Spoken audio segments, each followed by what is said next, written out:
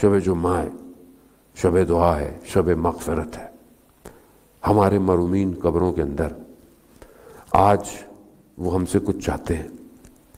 جو مر جاتا ہے اس کو دنیا کا بینک بیلنس کچھ نہیں دے سکتا، اس کو اس کا عمل دے سکتا ہے، یا پھر اگر اس نے اپنی اچھی اولاد کی تربیت کی ہوگی تو وہ اولاد جو اچھا کام کرے گی وہ بھی اس کو فائدہ ہوگا۔ آج ہمارے مرحومین کو ہماری طرف سے تحفے چاہیے، گفٹ چاہیے، تو آج ہم ان کو کیا دے سکتے ہیں عزیزان؟ منیمم چیز جو ہم دے سکتے ہیں وہ صلوات ہے پر محمد و آل محمد، اللہم صلی علی محمد۔ عزیزان محترم، عالم برزخ یعنی مرنے کے بعد قبر جو ہے وہ خوب انسان کو ایسی نہیں ہے کہ وہاں آپ کی کوئی سفارش چلے گی، ہاں جو آپ نے بھیجا ہے وہی ہے وہاں پہ۔ the same like کہ آپ نے کہیں کسی نئے اپارٹمنٹ میں، بلڈنگ میں پلاٹ بک، ایک فلیٹ بک کرایا، اب آپ منتھلی انسٹالمنٹ پے کر رہے ہیں، and at the end of 1 year اور 2 year جو بھی اس کا ٹائم ہے اپارٹمنٹ تیار ہو گیا۔ اب آپ پھر کیا کرتے ہیں؟ آپ اس کو لائٹیں لگائیں گے، کیوں؟ پہلی چیز روشنی تو ہو، پھر آپ سیوریج صحیح کریں گے، پانی تو ہو، پھر آپ اس میں فرنیچر ڈالیں گے، آہستہ آہستہ جب وہ تیار ہوگا پھر آپ کیا کرتے ہیں؟ آپ شفٹ ہوتے ہیں۔ قبر بالکل ایسی ہی ہے، قبر ہر وقت تیار ہو رہی ہے۔ موت کا وقت کسی کو نہیں پتا، آپ کو نہیں پتا کہ آپ کب شفٹ ہوں گے، nobody knows۔ اسی لیے ہر وقت قبر کو تیار رکھیں۔ کیوں؟ کیونکہ وہاں کوئی آپ کے ساتھ نہیں جائے گا، چاہے آپ کوئی بھی ہوں، چاہے آپ دنیا میں پیسے والے ہوں، چاہے آپ دنیا میں آپ کے بہت تعلقات ہوں، کچھ بھی نہیں کام آئے گا۔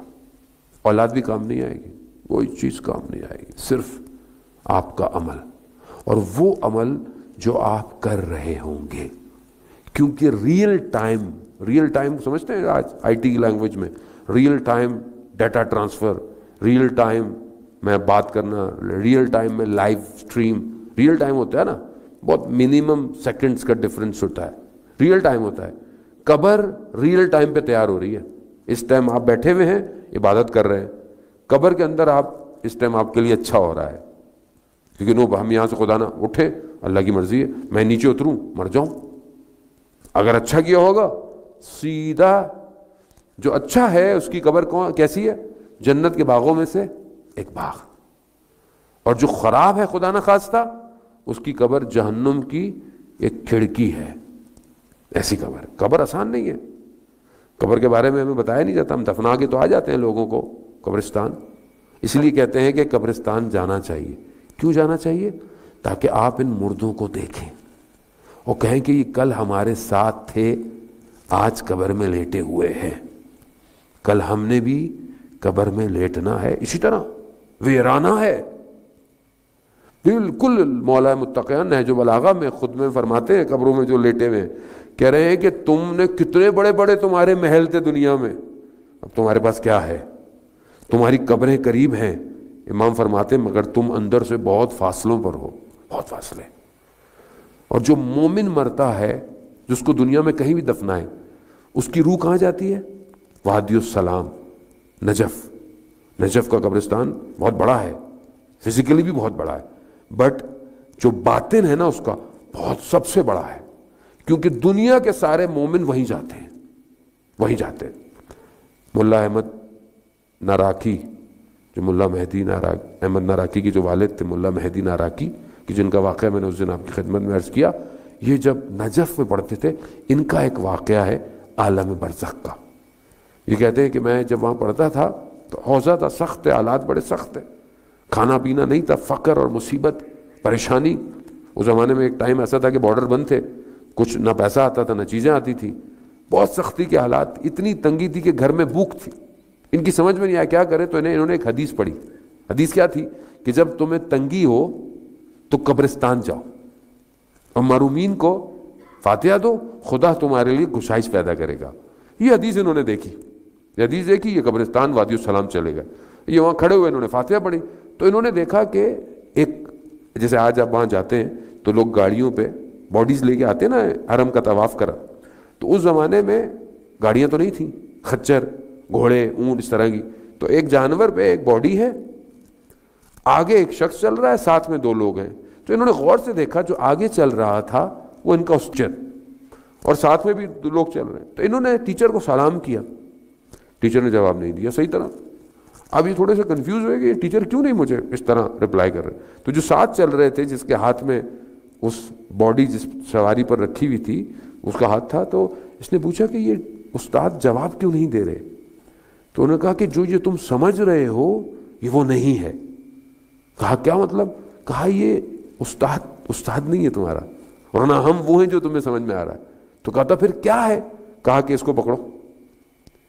وہ جو جانور ہے اس کی رسی کو، جیسے ہی کہا میں نے رسی کو پکڑا، میں اچانک سے ایک اندھیری وادی میں چلا گیا، اور میں نے دیکھا کہ ایک روشنی ہے آ رہی ہے کھڑکی سے. جب میں وہاں گیا، اچانک سے میں نے اس کھڑکی کو کراس کیا تو دیکھا کہ ایسا باغ ہے، ایسے پھول ہیں کہ میں نے زندگی میں کبھی نہیں دیکھے. ایسی فضا ہے، ایسی خوشبو ہے. جو اس میں واقعہ لکھا ہوا تھا اس میں ورڈز ناٹ بی ٹرانسلیٹ نہیں کر سکتے اس کیفیت کا. ایسی جگہ تھی. میں نے ایسے میں دیکھا کہ ایک محل ٹائپ کا بنا ہوا ہے، ایک خوبصورت سا گھر، اس میں ایک بہت اچھی جگہ ہے، اس پر ایک جوان بیٹھا ہوا ہے. وہ جوان اٹھا، اس نے مجھے بلایا، مجھے اپنے ساتھ بٹھایا. تو میں نے کہا کہ تم کون ہو؟ کہا کہ میں وہ ہوں جس کی باڈی اس خچر پہ تھی. کہا تو ماجرا کیا ہے؟ کہا میں کہیں اور دفن ہوا ہوں، ملائکہ میری روح کو وادی السلام لے کر آئے. وہ جو تم نے دیکھا وہ ملائکہ تھے جو لے کر آئے. کہا اچھا. کہا بہت خوبصورت ہے یہ جگہ. کہا ہاں. کہا میں دیکھ سکتا ہوں؟ کہا دیکھو. کہا میں دیکھتا رہا خوبصورتی، اور وہ جو غم تھا نا اندر میرے، وہ جو بچے میرے بھوکے ہیں، گھر میں کھانا، وہ ختم ہو گیا. یعنی فضا ایسی تھی وہ ختم. میں دیکھتے دیکھتے مجھے اچانک سے میرے ماں باپ نظر آئے، میرے والدین نظر آئے، میرے رشتہ دار نظر آئے. جب میں ان کو دیکھا تو بڑا خوش ہوا. اچانک سے میرے پیرنٹس سے مجھ سے پوچھا بچے کیسے ہیں؟ جو ایسے ہی انہوں نے بچوں کا نام لیا، وہ جو غم تھا نا وہ واپس آ گیا کہ بچے تو بھوکے ہیں. اور والدین سمجھ گئے. تو کہا کہ وہ فلانے کمرے میں جاؤ، وہاں پر چاول رکھے ہوئے ہیں، وہ لے جاؤ. کہا میں لے جاؤں؟ کہاں لے جاؤ، جتنا لے کے جا سکتے ہو لے جاؤ. کہا ابا پہنی ہوئی تھی میں نے ابا رکھی، جتنے چاول آ سکتے تھے میں نے رکھے. اب میں نے پھر وہی دریچہ دیکھا، گیا اندھیرا، اور میں نے اچانک سے دیکھا کہ میں وادی السلام میں کھڑا ہوا ہوں اور میرے پاس چاول ہے. یعنی اس عالم سے اس عالم میں رزق آتا ہے. عزیزان محترم، انسان کو اس قابل ہونا چاہیے. یہ جو قرآن کہتا ہے نا کہ جو اللہ کی راہ میں مارے جائیں ان کو مردہ گمان نہیں کرو، یعنی not even think about کہ وہ مردہ ہے، بل احیاء، بلکہ زندہ ہے، عند ربہم یرزقون، اور اللہ کے نزدیک کیا ہے؟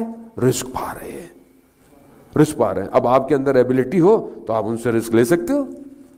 تو یہ رزق لے کر آئے، انہوں نے گھر میں دیے، زوجہ کو چاول بنے، اور کچھ دن گزرے. ان کی وائف نے کہا کہ یہ چاول بڑے عجیب سے چاول ہیں. کہا کیوں؟ کہا یہ ختم ہی نہیں ہوتے، میں جتنا نکالتی ہوں یہ واپس ہوتے ہیں واپس.